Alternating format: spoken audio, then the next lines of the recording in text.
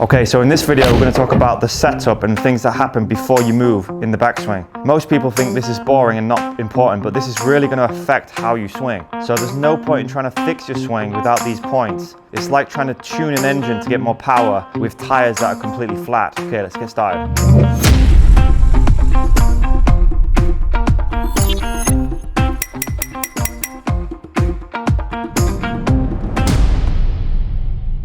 Okay, so the first thing is the grip. So the basics of the grip. I want your left hand twisted 45 degrees from the forearm, and I want your hand with a bend in the back wrist. And when you put your hand on, the thumb should go slightly right of the center. You should be able to see the logo and maybe 2 to 3 knuckles on your left hand.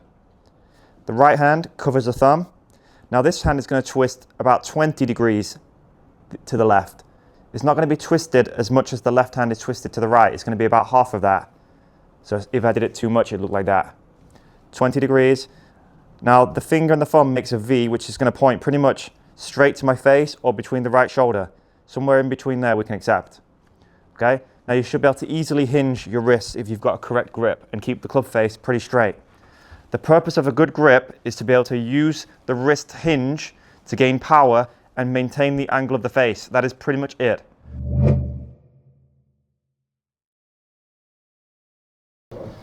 Okay, so the next thing is the posture. So once you've got your grip, how do we bring this down to the ball? So what I want is about 20 degrees bend from the hips. So if I bend too much, it'll look like this. And if I'm too straight, it'll look like this. About 20 degrees. Now, an easy way to feel this is when you get your grip, I want you to keep the club shaft horizontal to the ground, and there'll be a slight angle with your hands. Now when you come down, I want you to point the butt of the club slightly below the belt. So when you do that, that will automatically make you want to tip forwards to do that. If you're too straight, you're not going to be able to do that, and it's going to point somewhere too high. Now if you're too low, then that's going to be below the belt, way too far below the belt.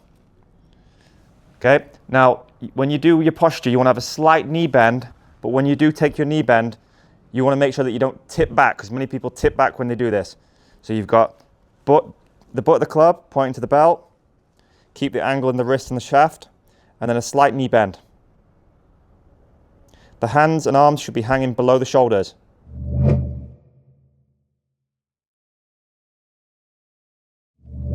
Okay, so now we're going to talk about ball position.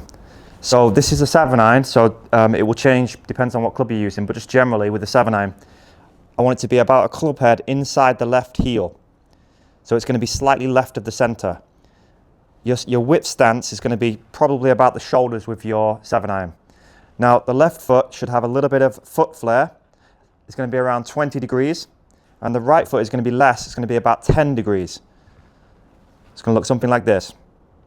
Now because we have the foot flare, when we bend our knees, it's actually going to twist our hips a little bit towards the target. So I like the right foot slightly more back, so it's behind. So you've got a closed stance when you get ready. Okay? Now from this angle, you also want to check that your left eye is in line with the ball. I don't want you getting ahead, and I don't want you too far behind. So left eye in line with the ball.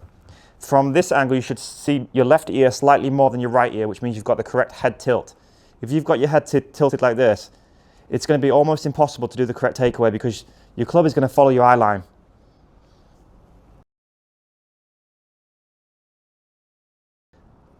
Okay, so hand position. The easiest way to get hand position is to look at the butt of the club.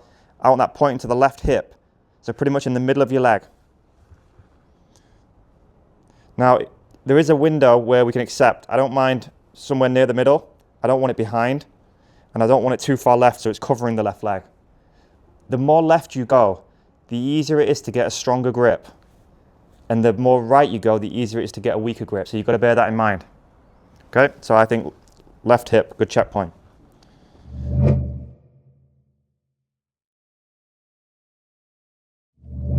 Okay, so the next detail is how you position your eyes when you look at the ball.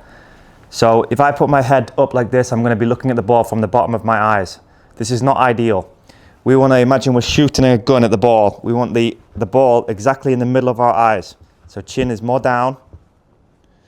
This is going to really make striking it much easier.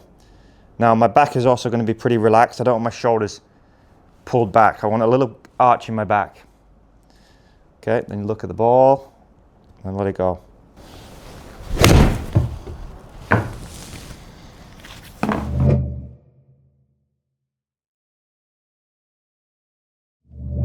Okay, the final piece would be the waggle. So this is something that happens just before you move, like a trigger. Now, most people develop this instinctively because their intention is to get power and send a target this way.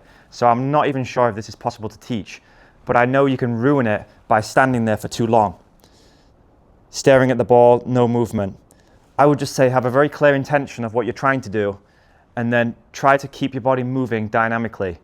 I'm going to explain what a good waggle looks like, but I'm not sure if this is consciously possible to teach. So it might just be something that you have to let happen over time, given a good intention. So what a good waggle looks like is the club goes opposite to your foot pressure. So this is a waggle. And when I do this, my hands are actually moving slightly left and the club is going to the right. I'm not moving everything together. They're going in opposite directions. And I can feel its weight and momentum, and I feel my body going the exact opposite way. Now I'm going to make it look really obvious just for you guys.